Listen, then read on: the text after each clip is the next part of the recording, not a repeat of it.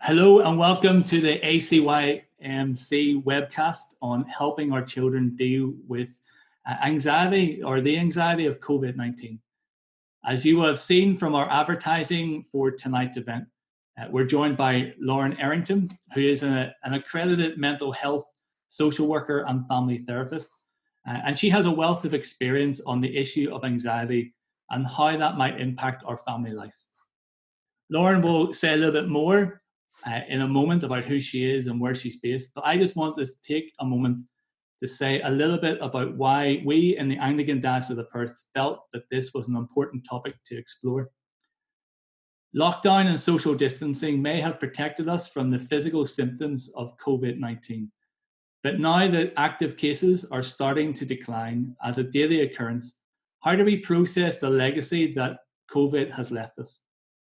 For many families, not only will there be an increased financial worry that comes with being stood down or the uncertainty that comes from the job seeker or job keeper programs, but also the feeling of responsibility of protecting our children from the daily news cycles of deaths and despair that we witness on our TVs and social media.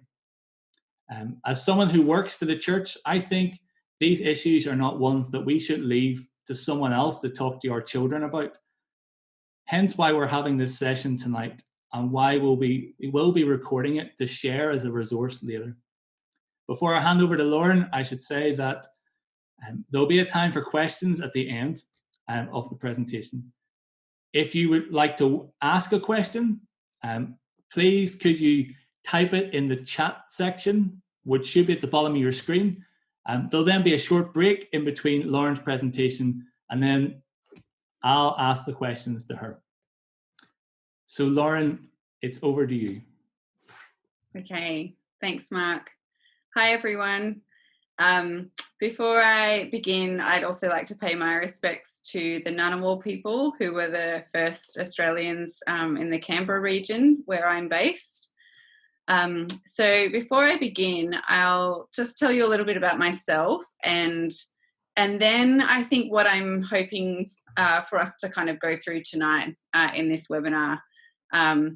So my name's Lauren. I'm a mental health social worker. I'm also a clinical family therapist. And that's an important part of my work because I feel like when we're thinking about problems or issues that people are bringing to us, it's really important that we think about the context that people are in. And that might be relational or wider systems in terms of, economic structures or educational settings and all of those sorts of things. And so when we're thinking about helping children with anxiety, for me, I'm naturally thinking about how families function and how parents are going with this. And that's what I'm going to be talking a little bit about tonight as well. At the moment here in Canberra, I work at ANU at the university as a counsellor for students. So a lot of Zoom sessions at the moment, a lot of students in lockdown, some who can't get back to their countries of origin, some in their countries of origin that can't get back to Australia, a whole lot of things going on for people.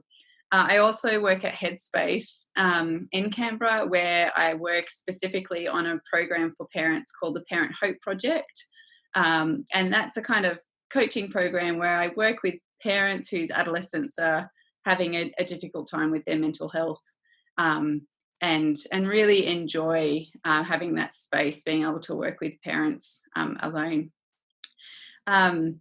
In my history, I have worked in child and adolescent mental health services in Sydney, and so working with young children all the way up to older teens, particularly in the areas of depression and anxiety and their families, and have also been overseas working in private practice for a little while too, before we moved to Canberra. So, but it's interesting for me that even though I was really digging deep in thinking about some of these things, that this week it totally knocked me for six that I missed completely in my own family how this was affecting my kids. So I'm going to start with an example with this. So for those who have not come across these before, these are Sylvanian families. And I'm going to tell you a story about a Sylvanian bed, which happened, I kid you not, less than 48 hours ago in my family, where my oldest daughter has returned to school this week. My middle son returned to school last week. And there was one morning this week where my middle son had an absolute meltdown about the fact that there were no Sylvanian beds for him to put his hedgehog to sleep. You know, I mean, it's 7:30 in the morning. I'm thinking about getting people to school, work, etc. Suddenly we're talking about Sylvanian beds. And he was really upset. You know, the little brother had one, the older sister had one, he didn't have one. This was a disaster. He's crying.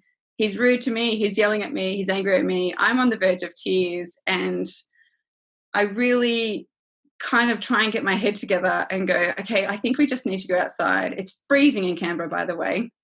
So we go outside for a short walk. He's complaining about the cold.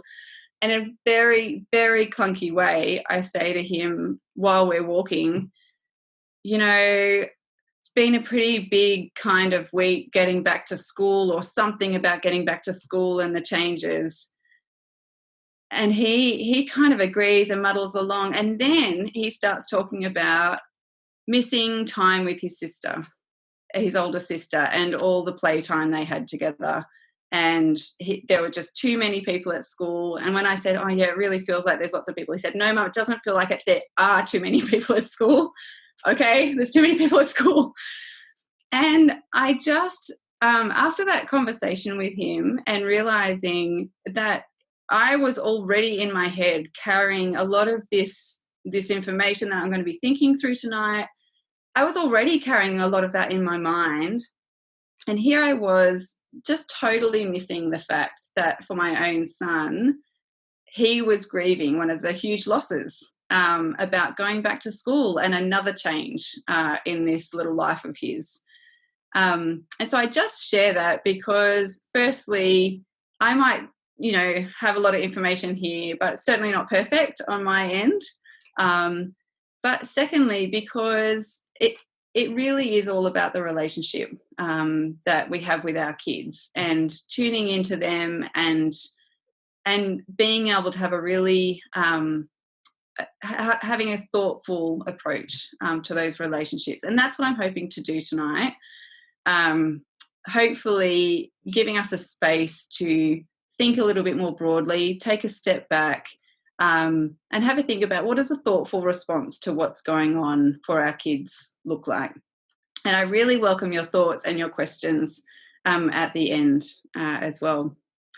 So firstly, to say, you know, even this week, there are lots of articles coming out which are indicating that COVID-19 across the world has not hit its peak, and that the Americas in particular are really, you know, kind of still on their way up. And I just think we ought to kind of recognise and be humbled by the fact that we can even have this conversation about returning to schools and workplaces and all of those sorts of things, because this is what COVID-19 still looks like for lots of people. Catastrophic, people being ousted from places of residence or work, the issue of ventilators and what's available in countries for people, insecurities about jobs and food and shelter, and also death, the reality that there are still many, many people dying of this across the world. And so I just think we need to kind of remember that as we're talking about this, and be thankful for where we are and the things that we're talking about. I guess Canberra in particular has been very protected. I'm not sure exactly what it's been like in WA, but in Australia as a whole, to be thinking about reducing the restrictions, I think that puts us in a pretty privileged spot. So, you know, what has your COVID experience been like? This has been largely mine. To begin with, in particular, very chaotic and confusing. And when I look back at the times that I've been most anxious during this time, it has been those times where there's been a lot of ambiguity. Ambiguity about when my work was going to shut down and we were going to have to work remotely and how I was going to do that, juggling homeschool with the kids when schools were going to close. What would work look like? What would school look like? What access would we have to shops and those sorts of things? Feeling overwhelming and obsessed with the news. That was something that I really noticed for myself, that I became really obsessed with the news cycle and updates and checking for lots of those sort of things. Vexed, feeling quite anxious, invested in the emotional state of others. So not only trying to get a grappling with things for myself, but also feeling quite invested in how other people were going in my family, and really kind of riding that roller coaster with people. And distanced, of course, so physically and socially distanced from people, but also for myself, sometimes emotionally distancing myself as a way of kind of surviving the intensity as well. So everyone's experiences will be different, but you might have different language or different words to put to it, but it's interesting to reflect on what your experience has been like so far. When we're thinking about our kids, I think it's important that we kind of take a step back and we realise the broad range of things that have changed for them. So we might just think in some big categories like school or friends or that sort of thing. But even within those things, there's a whole lot of things that have changed and shifted for them in the last few months. So, for example, big questions about safety, increase in online time and screen exposure, but often with quite regulated use. Sit down and have a meeting with your teacher and say something to your teacher, for goodness sake, say something out loud. Parents' roles changing at home, loads of adult conversations about what's going on or how such and such is going, or work, or those sorts of things that they might be exposed to, which they're not normally exposed to. Heaps of extra rules, for example, with hygiene, washing your hands, maybe being exposed to things like worrying news on the TV. And then, of course, there's all the kind of normal things that change for them as well. So their favourite places or parks are closed, not being able to hug people, not being able to see people, friends, grandparents, changes in how to think about things, changes in routines, not being able to do their favourite sports or extracurricular, and, of course, not going to school.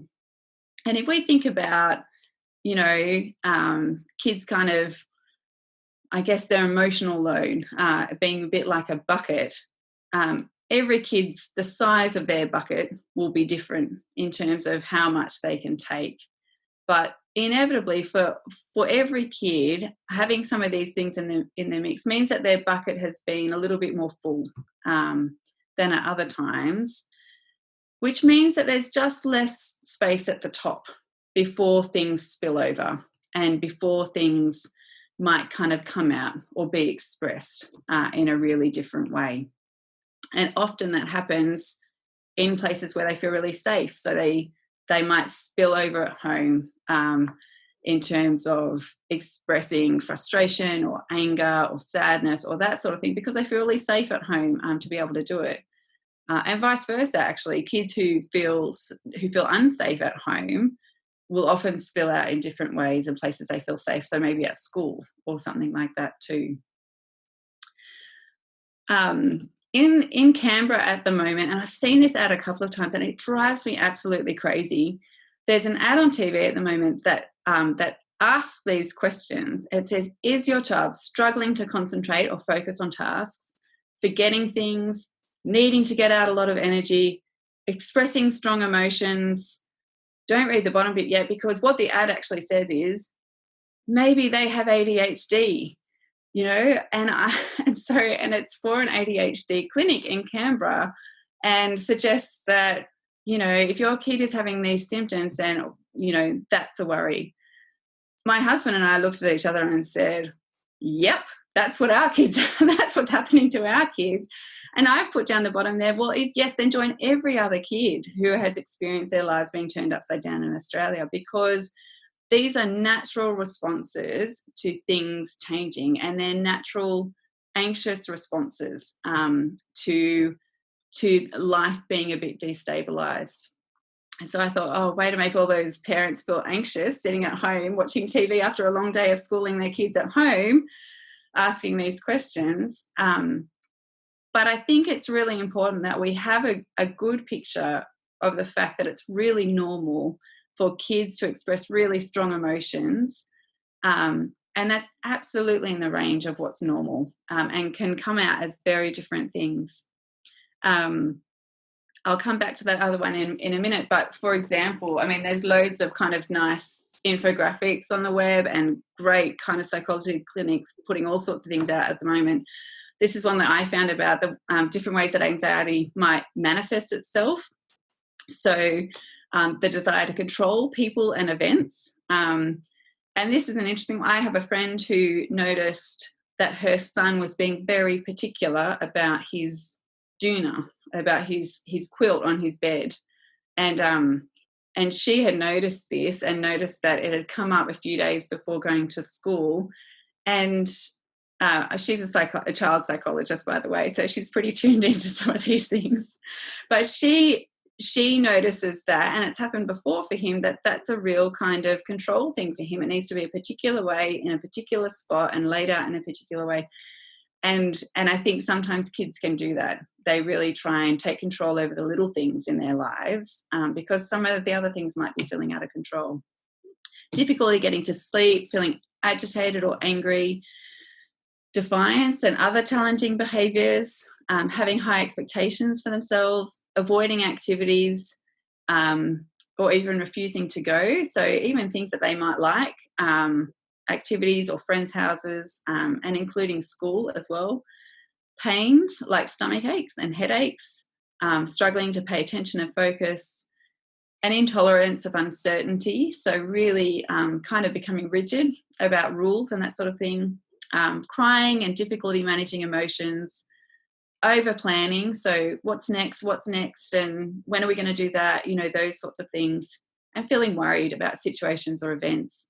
Now, every kid is different, but what I like about this is, anxiety can kind of come up and present itself in all sorts of different ways for different kids, and it's really it's important that we kind of keep that in mind, I think. And if you're noticing these things, to ask, I wonder if they are worried. I wonder if there are things they're anxious about. And I'm going to say later, I would assume that kids are anxious at the moment, actually, given everything that's been going on. Just going to flip back to this slide, which is just from the Kids Helpline, talking about some of the research that they've done with people who've been calling the helpline about returning to school, and with the restrictions lifting. And these are some of the themes that have been coming up for them. That there is grief and loss over changes in lifestyle. So things have changed and things are not going back to what they were before. So normal won't be the same as before COVID-19. A return to pre-COVID stresses, like school bullying, for example, and sometimes those memories of school can get larger than life in kids' minds as well, especially if they're anxious. The anticipation about returning can be really big. Sometimes life was better in isolation. So, for example, more time with family, feeling safe at home, and then unsafe or out of control in other places. And also fear of a second wave. So kids know that this isn't just done and dusted, and there are, there's kind of murmurings about what's going to happen. And schools have kind of said, well, we're going to be open until we're not again, and get ready to do this again if we need to do this again. And so that adds another layer of ambiguity for the kids as well. So there's some of the things that Kids Helpline are kind of noticing as we're going back. And then at a different level, I think as Christians, we're kind of grappling with some of the big questions as well. And I mean, these are questions that my kids asked early on, and, you know, made my anxiety skyrocket. Did God make coronavirus? If God is in charge of everything, why can't he just stop it? I mean, for kids that learn that God is in control and he's in control of everything and he made everything, and then suddenly you've got a world that is really unsafe and you have the rug kind of pulled out from underneath you, it's natural that they're going to ask these really big questions. And so it's a challenge, I think, as Christians at the moment to be holding on to the truths of the gospel that we know, which is that God is sovereign and we live in a really broken world.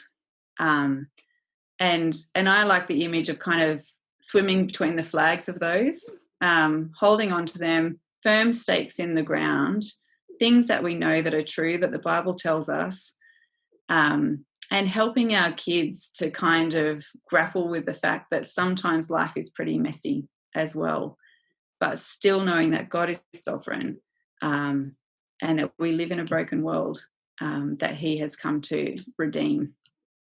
So we can talk a little bit more about that later, but just these are some of the big questions that are coming up for the kids. And then we ask the questions around, well, what does the Bible say around anxiety? Now, if you Google this, there are like a million sermons on, you know, God and coronavirus and God and anxiety and all of those sorts of things. And I'm not going to pretend to be an expert in this area at all. But I do think it's really important as we're talking about anxiety, and as we're thinking about it as Christians, that we think about what place it has and what we do with it. And so these are some of the verses that came to mind for me as I was thinking about this. So do not worry about tomorrow, for tomorrow will bring worries of its own. Today's trouble is enough for today. And then in Philippians, do not be anxious about anything, but in every situation, by prayer and petition, with thanksgiving, present your requests to God. I think there are some things that the Bible talks about with anxiety and fear that help us kind of get perspective on it. And this passage in Matthew in particular, I think kind of speaks to the idea that anxiety can really get you carried away with it. You know, it can really kind of propel you into the future with all the what ifs and all the kind of I don't knows. And if that's where your kind of heart is and where your emotional energy is and where your thinking is, that's just a never-ending cycle of worry. And so to bring it back to today, to bring it back to the present and think, okay, well what is happening today? What has this day got for us? You know, yes, there might be troubles, but what do we have control of and what do we not have control of in this day? And then in response to that too, and we see it all the time in the Psalms when David is anxious, to lift our eyes and to bring things in prayer to God, and to ask him to help us when we're feeling anxious as well. So swinging back the other way to having a bit of a think about, well, what actually is anxiety? So the first thing I want to say about anxiety here is that it's a really normal human experience. And it's been present in human beings for as long as we have existed. So two people, Kerr and Bowen, describe it as like this. Anxiety can be defined as the response of an organism to a threat, real or imagined. It is a process that in some form is present in all living things. Now that description is important because anxiety is a response to something. It is a response to what is seen as a threat. But the thing is, that threat can be a real threat or it can be something that the brain perceives as a threat. And that's a really important distinction because often it can be bigger in the brain and the thinking can be really the threat rather than it actually being a real threat in the kind of physical world or, you know, an actual event. And that's going to be important as we talk about the kind of COVID-19 stuff, because what we need to be keeping on doing is thinking about what are the facts and what do we know and what's in our control, compared to all the what ifs and all the kind of imagine if this happened. And I heard this awful story about this person in the States that this happened to, or, you know, all of those sorts of things where your mind can go to those things and where you're imagining threats. And our bodies can respond with an anxious response to those things, just as if it was an actual threat in front of us. So the thing that I want to talk about, say about anxiety as well, is that anxiety is a very normal response. It's very, it happens to all of us in every day. But when we're talking about clinical anxiety, what we're talking about is a disproportionate response to proportionate events over a sustained period of time. So tonight, when I'm talking about anxiety, I'm not actually talking about clinical anxiety. I'm talking about the normal level of anxiety that we all experience and that our kids will be experiencing, and that that's a very normal thing. But I guess when I'm thinking about clinical anxiety, when I'm meeting with people and thinking about their level of anxiety or where they are kind of on a spectrum, this is the sort of category that I'm thinking of in that. And so what that means is a really big response to something that doesn't warrant that big response, and also that happening over a period of time. So anxiety is a process where a threat, as I said before, real or imagined, is perceived by the brain, which triggers a response in the body. And what that does is release adrenaline in the body. And the adrenaline is released in the body to prepare it to respond to the threat. And so you might have heard of the fight or flight or freeze response. And what that is the body being equipped to respond to a threat and to be able to survive. So in relationships, what we see is that we also have automatic anxious responses. And these often present in ways such as conflict. So that's a kind of fight response. Distancing. So that's a kind of flight response or avoiding. Over or under functioning. And what I mean by that is kind of getting over involved in something, or under functioning, kind of really kind of losing your functioning, or kind of not being able to cope as well or manage as well, and expecting other people to do things for you, or also blaming others.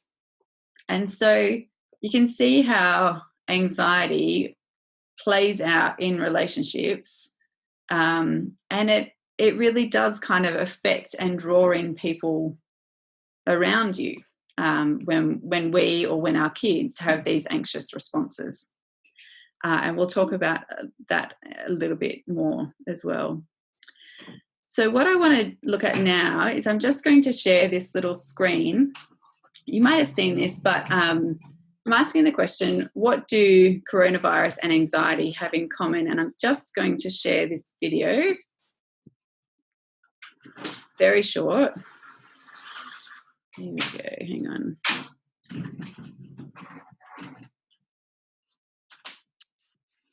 Hang on a second, I'm going to go back to that.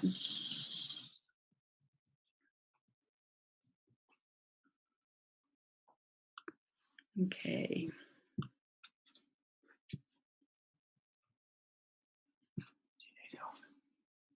No, here we go, got it. Okay.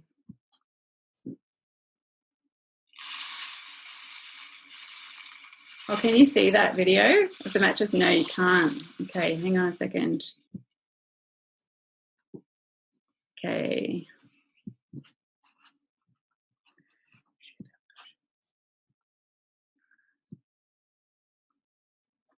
Okay, now I'm doing it. Let's see. Oh, that's not it. Mark knows that I tried this about 50 times before we came on. Okay, here we go. I think you can see it now. Here we go.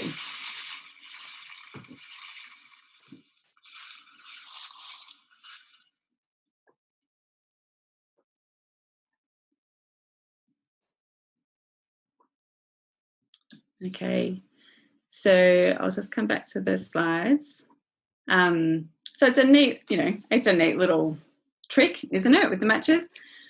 This was actually produced by an artist to demonstrate what social distancing can do, so that when something is spreading and someone steps out and there is distance, that it can actually kind of break the pattern and it can actually stop the virus in its tracks. What I want to suggest is that actually anxiety is a little bit like a virus in the sense that it's really contagious. And what it takes is someone stepping out of the continual kind of patterns that might perpetuate anxiety, for it to be interrupted and for it to be kind of contained. And I actually think that's one of the roles of parents in this time. When anxiety is high, that parent leadership is about being the person to step out of the pattern and be able to say, hang on a second, I'm not going to just keep this going. We need to do something different. And that's what we're going to have a bit of a think about now. So this idea that anxiety is contagious comes from kind of a model of family therapy that I've done a fair bit of work with, called Bowen Family Systems Theory. And Bowen's idea is that anxiety is contagious and that it rubs off on people, and then it's transmitted and it's absorbed without even thinking. And that actually what happens is that we add fuel to the fire of anxiety really easily. So anxiety spreads by getting caught up in the what ifs or the imagined threats, rather than being able to be focused on the facts or objective truths, or being able to think about what is actually happening as a real event in the here and now. And they suggest that even if there is a clinical diagnosis present, so even if clinical anxiety has been diagnosed, and even if there is a biological predisposition to that, it can be exacerbated or diffused by the relationship environment.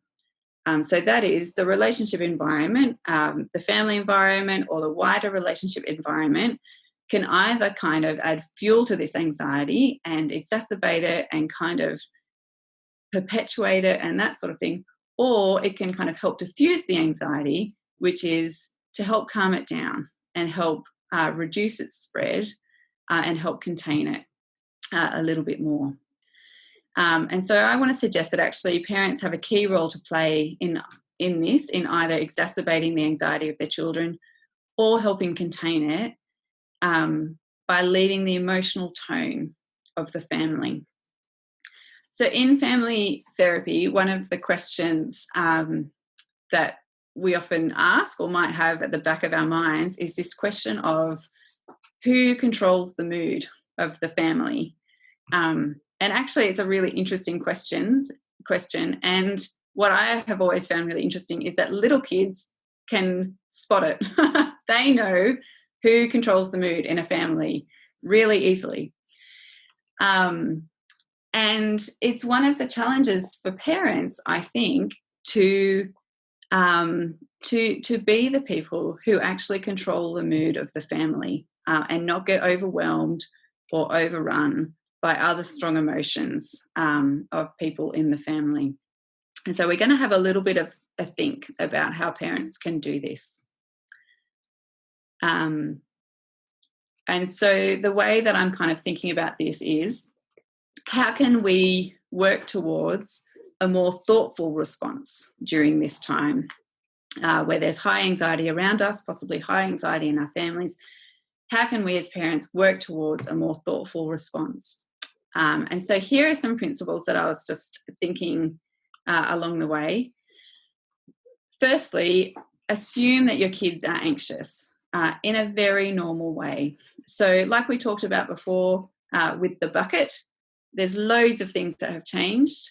lots of them have kind of changed what was a really kind of predictable, expected daily routine to something that's become a little bit less predictable, a little bit up in the air, a little bit more fraught, a little bit more tense. And that's bound to make them anxious, let alone some of the bigger things. So just assume that they're anxious in a very normal way. Assume also that this will express itself in some way, and probably not verbally and succinctly.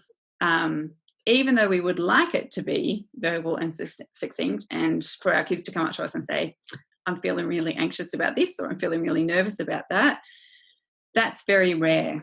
But if we go back to that infographic that we had before, for example, with the range of ways that anxiety can be expressed, have a think about with your own kids, how does anxiety express itself when it's going on for them?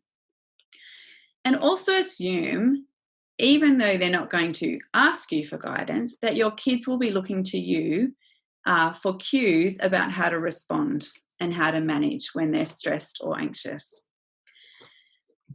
The next assumption is that kids have the resources to manage this. So sometimes, sure, we might be able to kind of help them learn some new skills and some new tools and those sorts of things. But most kids have the resources that they need to manage the level of anxiety that they are experiencing. And it's up to us as parents to help them notice this and to recognise this and to kind of tap into that. And then lastly, assume your position as a parent leader in emotional tone and in doing things that can help them with the predictability that they need in a time that does feel destabilised. So setting routines, letting them know what's going to happen ahead of time, being planned, being loving, but also being firm as well. And I think one of the big questions that comes up here as we're thinking about this is the question about what is in your control, but what is also not in your control. And one of the things I often talk to parents about, particularly the parents of adolescents at Headspace, is this idea that often our emotional energy goes into trying to change what is not in our control. For example, how our kids feel, what they do or don't say, how they do or don't act. All of those things we wish they would do differently, but actually that is way outside of our control. And part of the challenge, I think, as parents is to redirect that emotional energy back into what is in our control as parents.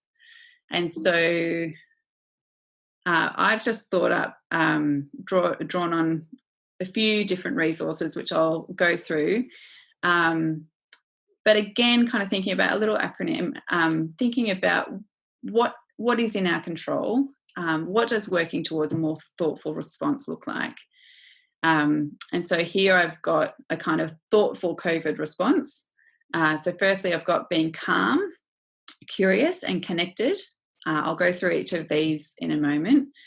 Being open to big emotions. Venting, so allowing space for kids to vent but not problem solving for them. Being interested in the whole person, not just the problem. And also this idea of distress tolerance for self, which in turn actually helps others. So when we're able to manage our distress, that in turn can help other people. So these are things I think that can help us be more thoughtful about what it means to be parent leaders during this time. But you might notice that they're all things that are about working on ourselves. And so this is really the idea of not trying to change other people around us, not blaming other people, not wishing other people were doing things differently, but actually trying to work on a response that is in our control and that are things that we can be kind of growing ourselves in along the way. So let's start with C. So this idea of calming down, but calming down yourself. firstly. So parent leadership is about working on your own resilience. Now, that word is bounced around a lot, and I mean, I really like it, and I think it's fair to say that every parent that I work with in some way talks about wanting their kids to be more resilient, and that makes sense because it's a great attribute. When I'm talking about resilience, these are the things that I'm kind of talking about. So talking about resilience being about the skills to calm yourself when being stressed and upset, the ability to tolerate distress, and we'll talk a little bit more about that in the D. Resilience being about the effort to problem solve your own problems, but not other people's problems, or jumping in on other people's problems. And also the capacity to be aware of self and others.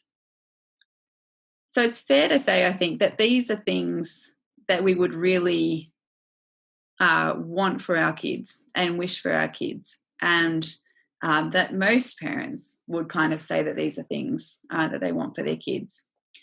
But actually, increasingly, what we're noticing and what the research is indicating is that the more parents are able to work on these things themselves, that promotes resilience in kids, because they learn it through modelling, they learn it through seeing it in action, they learn it in relationship, and they see it work in relationship.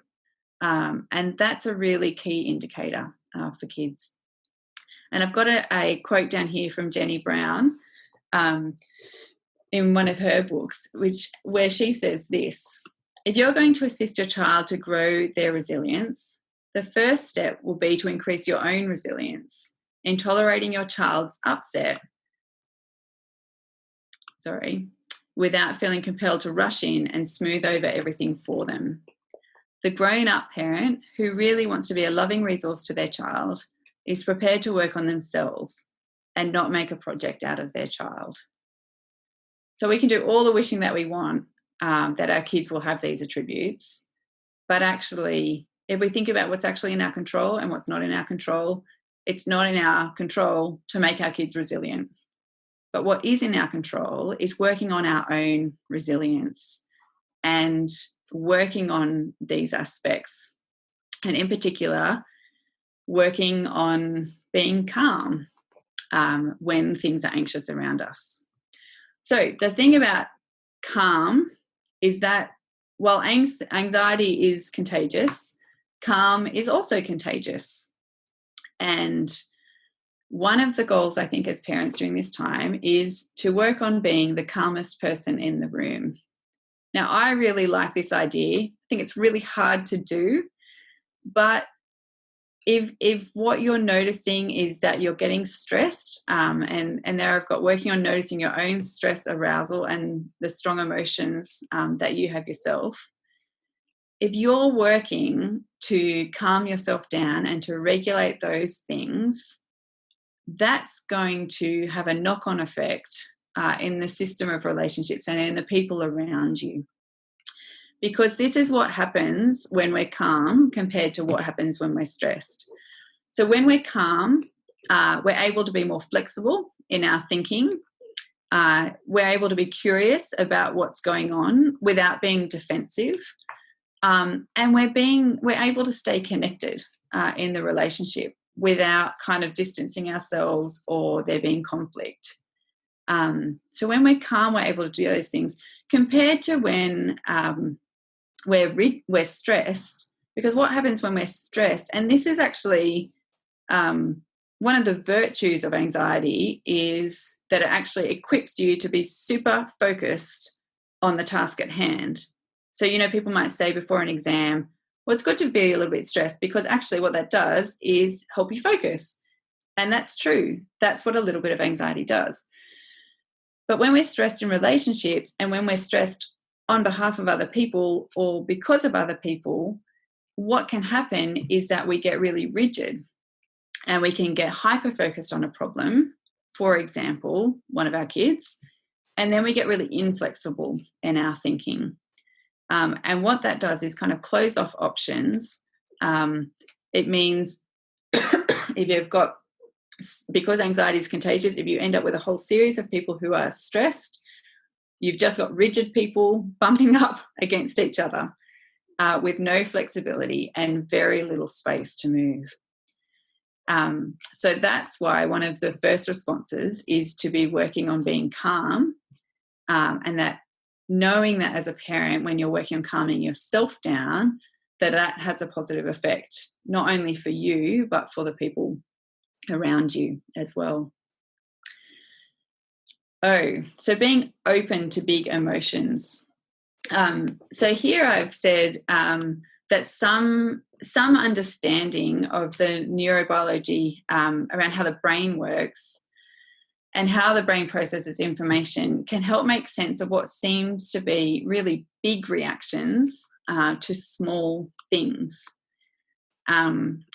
Now I'm going to link to another little video. This one goes for a few minutes. This is Dan Siegel, who has done some really extraordinary work on the brain and child psychology, and really kind of making accessible the idea that kids get overwhelmed by emotions. And not only that, but information is processed through the amygdala and through the limbic system of the brain, and can kind of get stuck there without and kind of block them from accessing their thinking brain, which is why kids can end up with really big reactions and what seem like disproportionate reactions about having the wrong coloured straw if you're in my house, or the wrong spoon, or the corner of the quilt is not quite right, or those sorts of things.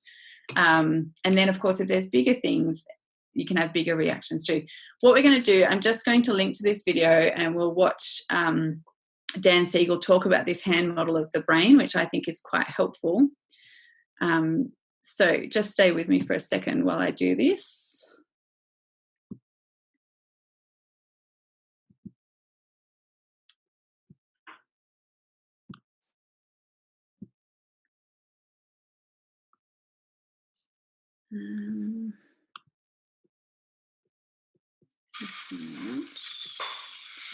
Okay. There it is. I'm sorry to... Okay. You can see this now, is that right? Can you see the screen? Yes, excellent. Okay. One of the most rewarding experiences for me has been to study brain science and apply it. Maybe something secretarial, or someone's got something playing. It pays well, normal hours to study. So I'm going to check that's not this Maybe even a computer. house. The only sound on is yours, Lauren. Oh. Morning are looking for people. They're not One hiring. second.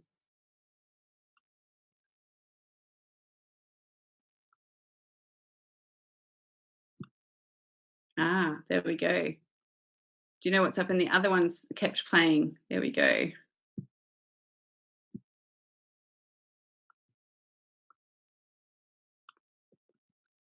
So a good example of when I get stressed, I blame other people. See, someone else had their computers on. Oh, no, it was me. It was me. Sorry. Okay, here we go. We're back.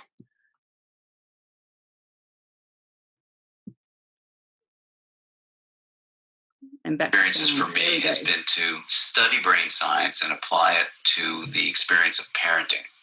And the hand model of the brain that I use to teach parents is very useful to understand that. So if you take your thumb and put it in the middle of your palm, put your fingers over the top, this is a very useful model of the brain. And when we can actually see in front of us what's going on in the brain, then we can change what the brain does. So let me walk you through very basically what happens in this brain and the structures in it. And it goes like this.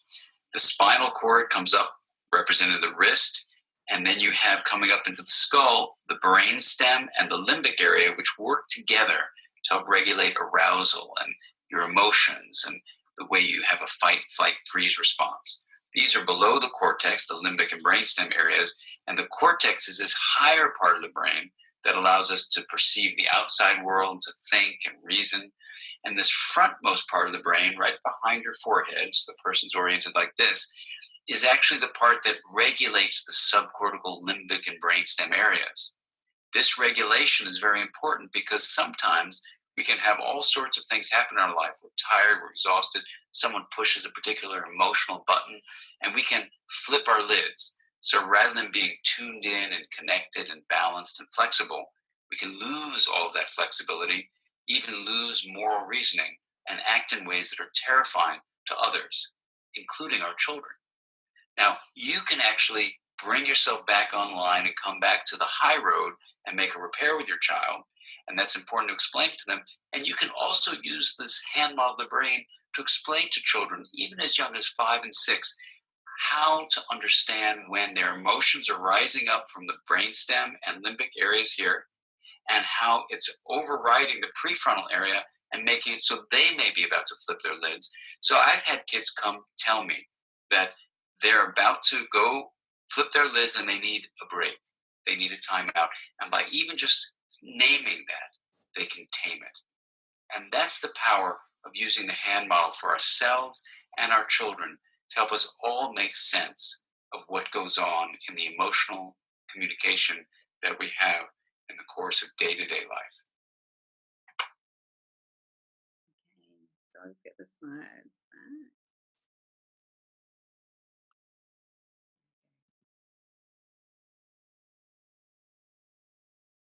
Can you see the slides now? Is that, no? Yep. Okay. So that's a really helpful little summary, isn't it? I mean, I've put some resources at the end of the slides for books that he's written. There's all sorts of things that he's kind of done with this.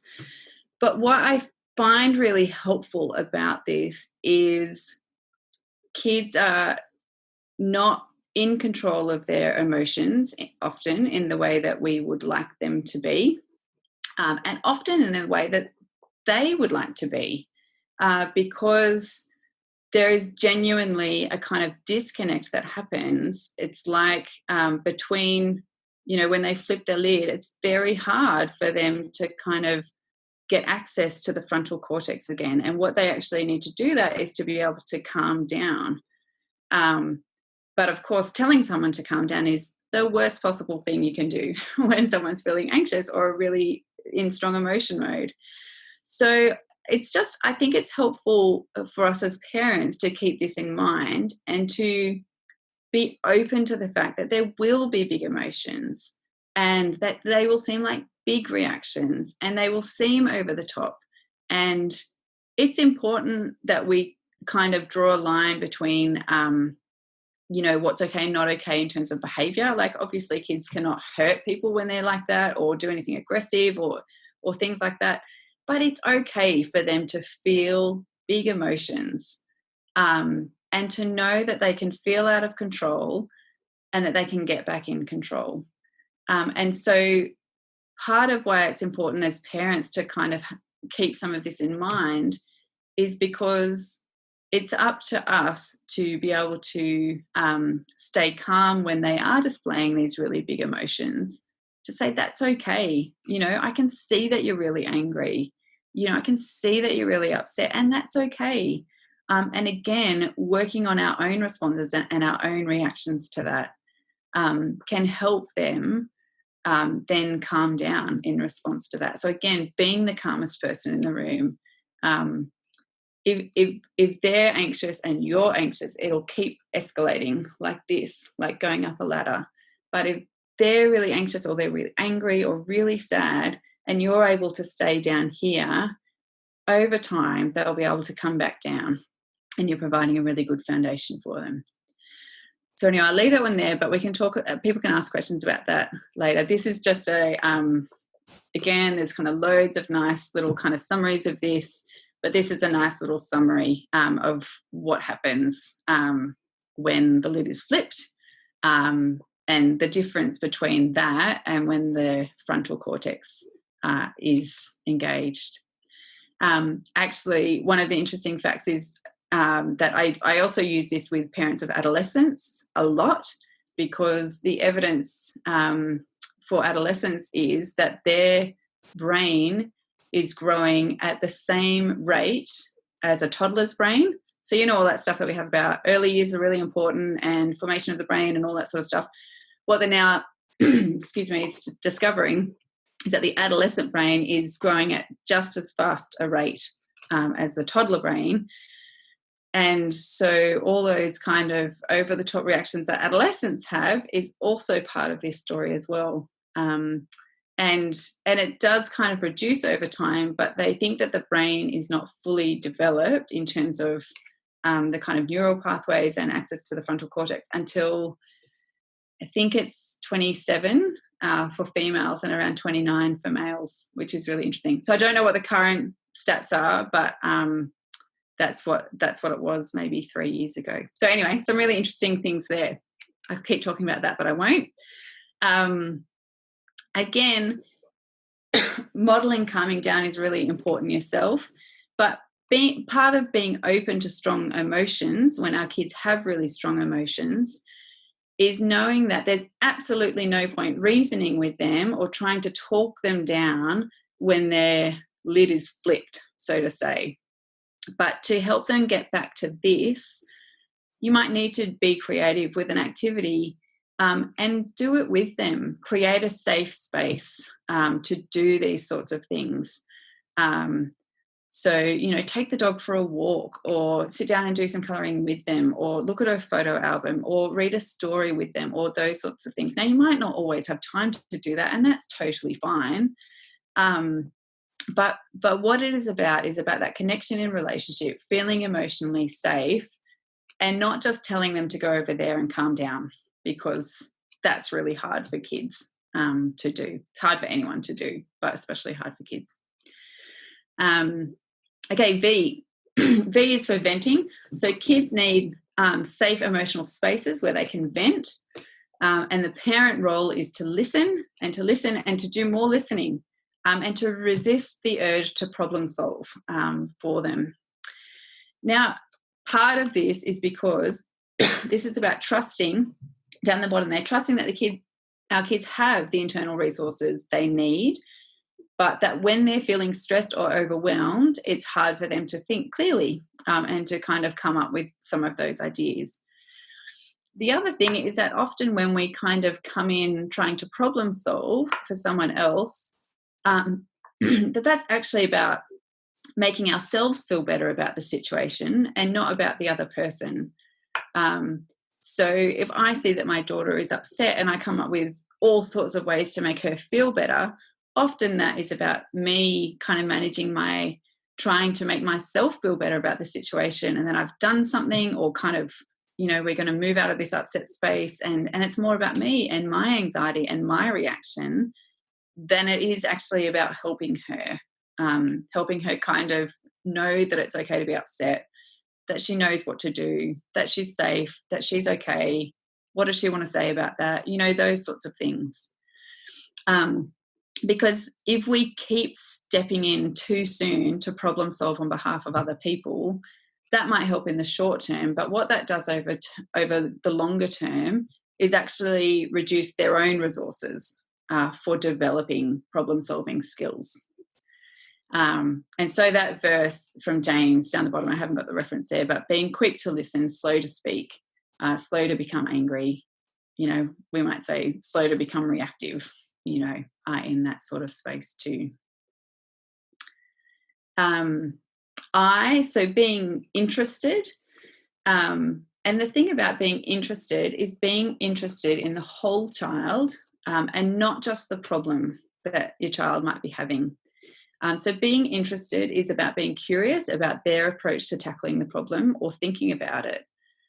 So asking them questions, you know, so what happened and what did you do and what are you thinking about that? Or have you got any ideas about what to do about that? Or what did you do the last time this happened and how did that work out for you? You know, who do you think you could talk to about it apart from me? You know, when you're at school, who could you talk to? You know, those sorts of things.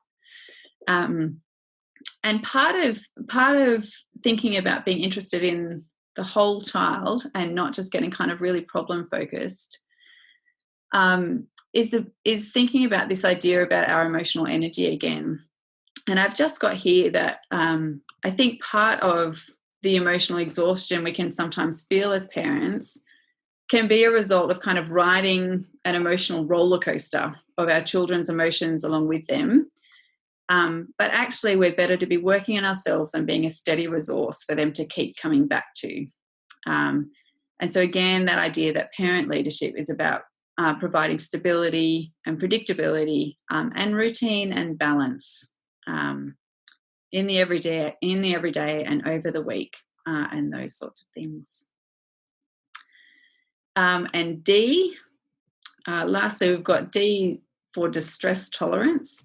So you might remember that this was one of the kind of key features of resilience. Now, when we're talking about distress tolerance, what we're talking about is being able to tolerate the really uncomfortable feeling of upset, of distress, of I have a client who uses the word gross all the time. It feels gross, and what he's talking about is this uncomfortableness that comes with upset or discomfort or anxiety. So it's tolerating those things in ourselves, but also tolerating it when we're in the company of someone else who might be upset. It's natural to want to make things feel better, and it's natural to want to do whatever it takes to alleviate the distress. But kind of connected to what we were talking about before, distress tolerance is about learning that emotions are okay and that it takes practice over time to learn that anxiety passes and that strong emotions don't stay that strong. They can't stay that strong in the body. The body can't produce enough adrenaline to do that. And so it will diffuse over time. And so part of the distress tolerance, I think, as parents is getting alongside our kids and listening to them and being there and being available, but resisting the urge to rescue them, to fix the problem, to problem solve, or to overfunction. Or, well, I'll just go and talk to your teacher about that. Or I'll just give your friend's parent a call and I'll sort that out. Or, whatever it is, however we might kind of step in and kind of try and fill the space for the other person, instead of giving it some time and sitting in the distress and going, yeah, this is uncomfortable, but it's okay. And we're all learning things in this space. And in fact, what our kids learn in that is that actually they do have the resources to problem solve. And often it stays a problem for the parent a lot longer than it stays for the kids as well. Okay. So I'm going to finish up in a second, but I just think it's worth coming back in light of the things that we've been talking about to these verses and being reminded of what the Bible says about anxiety and knowing that God is with us and with us in our worries of today and during the pandemic and tomorrow. And I've added down the bottom there that lovely verse from Hebrews where it says, "For God has said, never will I leave you and never will I forsake you." And again, I think that's one of the truths that we're really, it's a really good one for us to hold on to in this time where we do feel alone or things are hard and we do feel anxious. To know that we're not alone in that and that God really knows and he really understands and that he is always with us. Now I'm just going to finish briefly with this, which is there's some really great resources out there. On the next page, as you can see, I've got a list of some books that might be helpful if you wanted to follow up on some of those things that we've talked about. But in particular down here, there is a website. I'm going to send the slides to Mark and he can forward them to people and that sort of thing. But this lady, Kathleen Smith, she's a family therapist in Washington, I think. these questions have been particularly helpful for me during the pandemic, and she's really big on this idea of how do we bring our most mature selves to these problems rather than letting the anxiety kind of overwhelm us and just kind of overtake us. So how can we kind of be our best selves? And so I'm not going to read through all these, but there's some really lovely questions there, very practical things, and then some more reflective questions around what are we actually focusing our energies on to, how are we going with that, what effect is that having on other people, what effect is that having on us, and that sort of thing as well.